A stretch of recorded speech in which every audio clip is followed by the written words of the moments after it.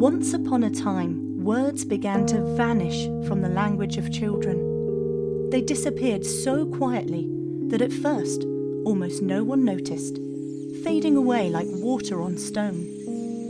The words were those that children used to name the natural world around them. Acorn, adder, bluebell, bramble, conker. Gone. Fern, heather, kingfisher, otter, raven, willow, wren, all of them gone. The words were becoming lost, no longer vivid in children's voices, no longer alive in their stories. But there is an old kind of magic for finding what is missing and for summoning what has vanished. If the right spells are spoken, the lost words might return. Robert Macfarlane and Jackie Morris published the best-selling children's book, The Lost Words, in 2017. The book is a collection of poems and artwork that explores the natural world of animals and plants that live in the natural environment around us. It is perhaps also a response to this and the way that we treat our natural environment.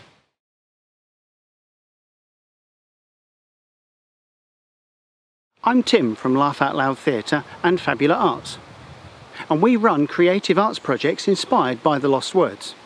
And today we're going to give you a flavour of some of the creative work that we do that's been inspired by creative artists and creative activities based on the natural environment around us.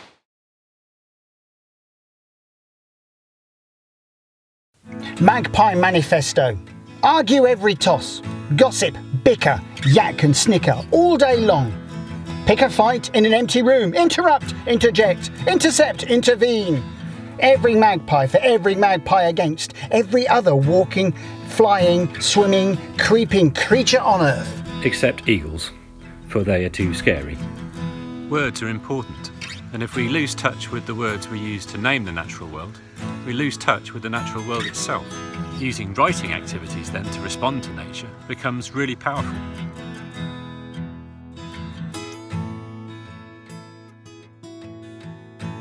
So this is a writing exercise. We're exploring the magpie today, and hopefully by the end of it, our group will have written a kind of a poem about the magpie.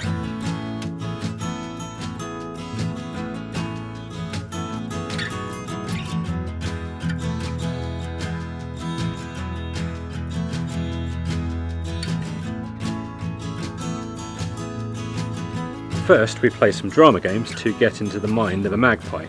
This ought to help them write from the magpie's point of view.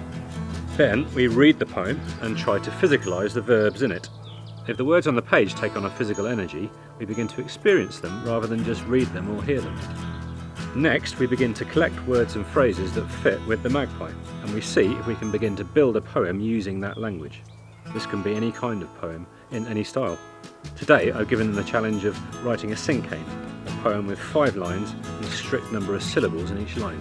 The language of the lost words is so beautiful, and that's the point. We can all see how beautiful nature is, but by getting creative with the words we use to label nature helps us to be able to talk about it too. Bossy magpies. They're confident and arrogant, bold, boisterous, headstrong into conflict, all bark but much less bite. Compact, loud, you stand small but annoyingly proud. Magnificent magpie. Determined to snatch its food anywhere and everywhere. They hate other birds, they hate human beings, those magpies. So, by focusing on one particular bird and exploring its character in this writing workshop, we've begun to engage with nature and language. And what a brilliant bird to choose.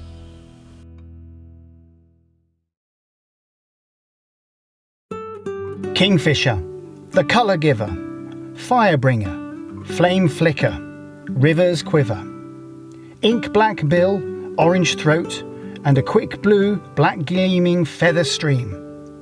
Neat and still it sits on the snag of a stick, until with gold flare, wing fan, whip crack, the kingfisher, zingfisher, singfisher, flashes down too fast to follow, quick and quicker carves its hollow. In the water, slings its arrow super swift to swallow, stickleback, or shrimp, or minnow.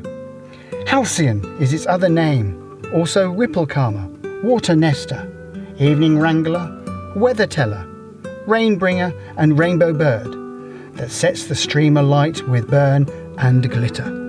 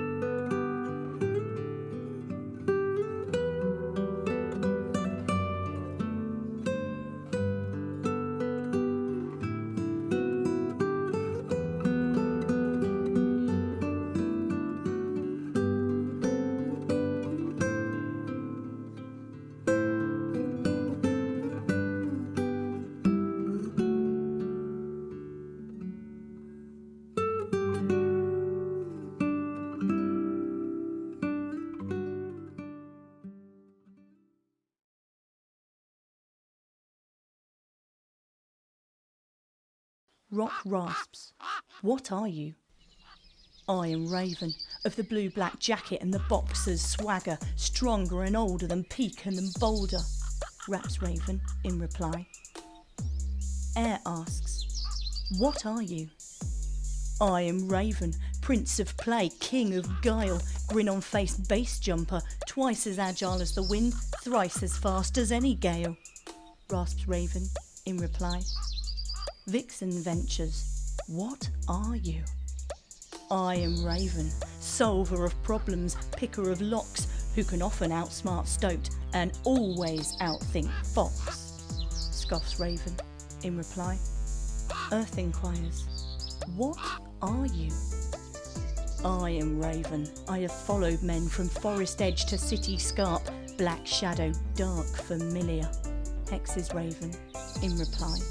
Nothing knows what you are. Not true, for I am Raven, whom nothing cannot know.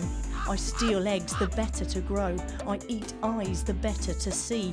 I pluck wings the better to fly, riddles Raven in reply. This is our 20-minute rap. You've written a rap about a raven in 20 minutes. Here you go, guys.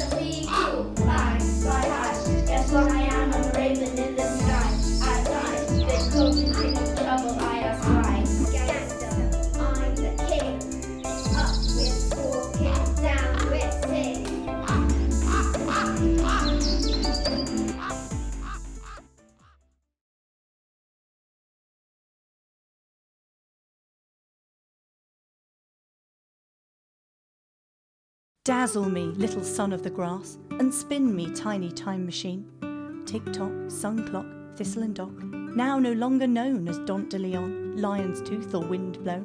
Tick-tock, sun clock, nettle and dock, evening glow, milk witch or parachute. So let new names take and root, thrive and grow. Tick-tock, sun clock, rattle and dock. I would make you some, such as bane of lawn perfectionists, or fallen star of the football pitch, or scatterseed. But never would I call you only, merely, simply, weed. Tick-tock, sun clock, clover and dock.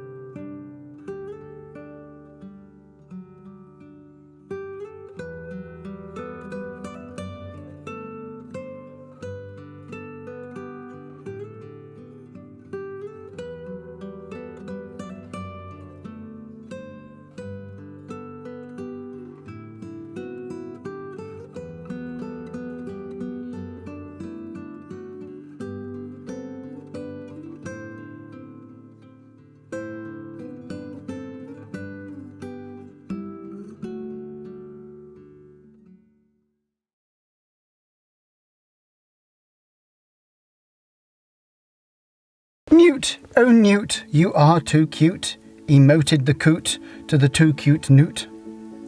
With your frilly back and your shiny suit and your spotted skin so unhirsute. Too cute, roared the newt to the unastute coot. With all this careless talk of cute, you bring me into disrepute. For newts aren't cute, we're kings of the pond, lions of the duckweed, dragons of the water. Albeit it's true, he paused, my newt.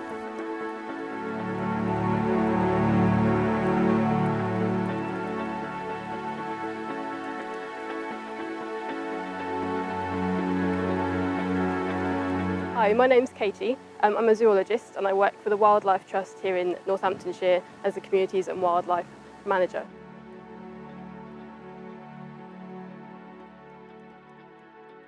The Wildlife Trust is a conservation charity, so our primary goal is to look after habitats for wildlife and also to educate people about why that's important.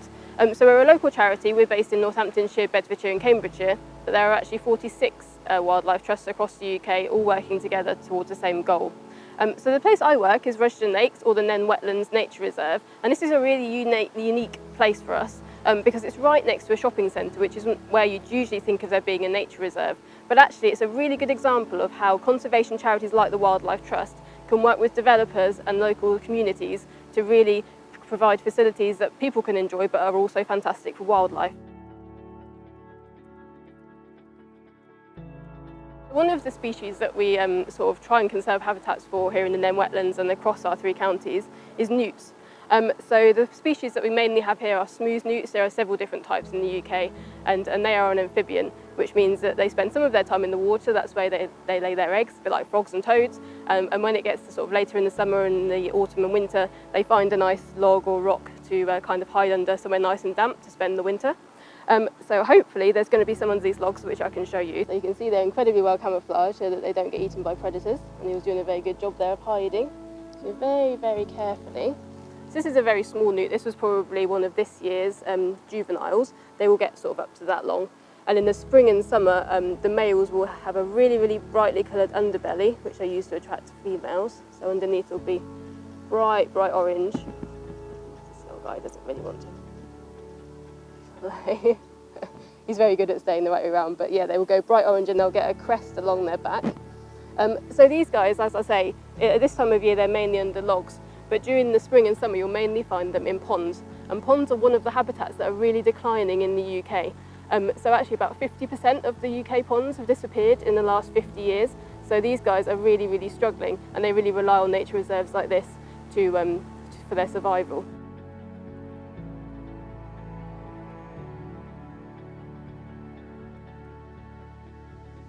So I've always been really interested in nature, and at school my favourite subject was biology, and this led to me studying natural sciences and zoology at university. And I was really interested in animal behaviour. So once I graduated, I spent a year living in Australia studying the behaviour of lots of different birds in different places. And it was really here that I decided that I wanted to work in conservation. So even though I was in the middle of nowhere where it took 2 days to get to the local supermarket, the impacts of humans on the wildlife was still massive. So there was huge mining companies who were destroying habitats, even in the most remote places. And invasive species like cats and rats were killing off and systematically eating lots of the native animals, and it was just really depressing. Also, climate change was obviously having a big effect there because there was lots of wildfires that we had to go and fight, and that was also causing a lot of habitat destruction. And it was really this that made me think, although I love studying animal behaviour, conservation is what I'd really like to work in, and that's when I came back from Australia and decided to start working for the Wildlife Trust, which is a conservation charity.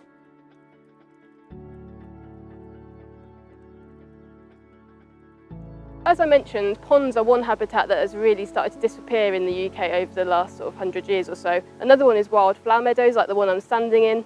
It's autumn now, so there's not many flowers, but in the spring and summer, this would have been just awash with colour. It's another habitat that the Wildlife Trust works really hard to protect. It's really important that the work we're doing. You may have seen some of the programmes on TV recently about the state of nature in the UK and also across the world.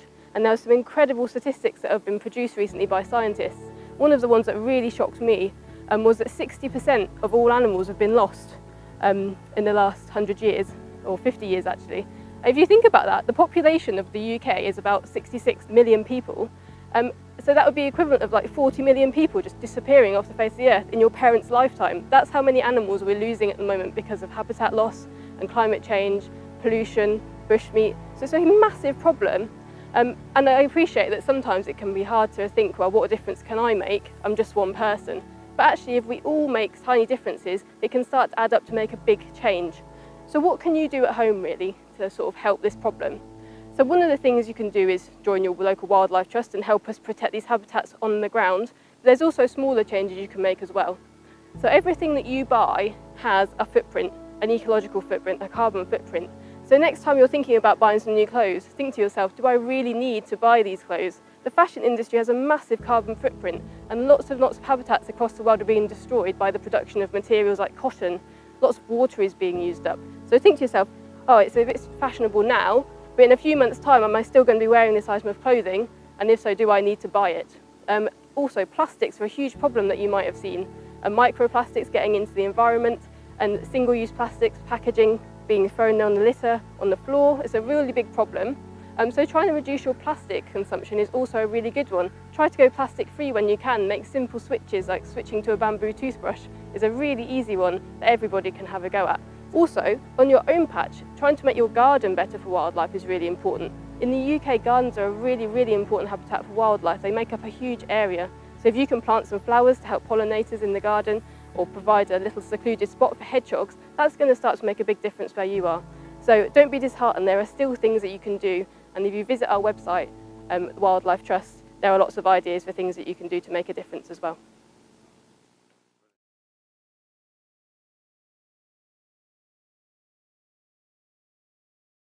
Here hunts heron, here haunts heron, huge hinged heron, grey-winged weapon, eked from iron and reeked from blue and beaked with steel.